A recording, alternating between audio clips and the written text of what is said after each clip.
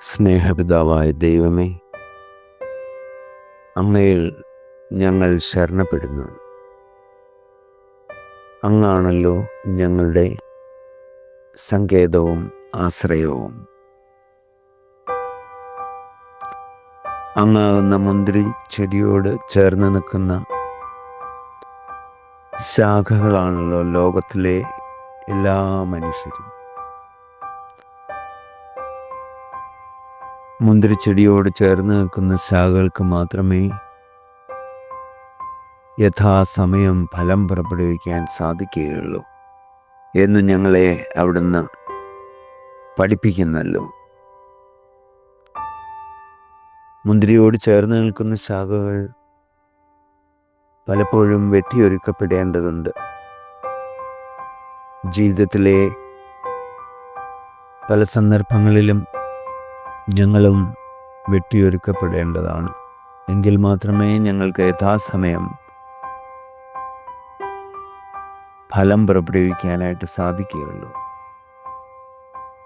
വെട്ടിയൊരുക്കപ്പെടുമ്പോൾ വേദനയാണ്.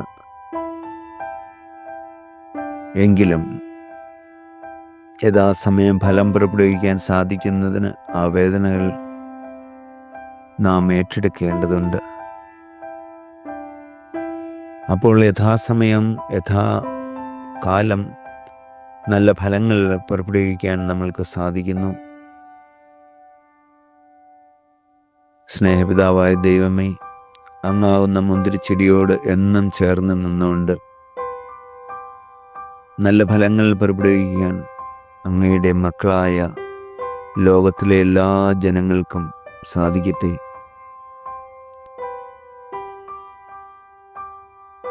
വെട്ടിമുറിക്കപ്പെടുമ്പോൾ കൂടുതൽ ഫലങ്ങൾ പുറപ്പെടുവിക്കാനാണെന്നുള്ള ബോധ്യം ഞങ്ങൾക്ക് തരണമേ.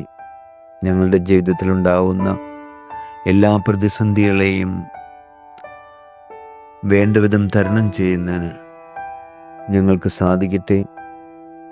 അപ്പോഴാണല്ലോ ഞങ്ങൾക്ക് കൂടുതൽ ഫലങ്ങൾ പുറപ്പെടുവിക്കാനായിട്ട് സാധിക്കുന്നത്.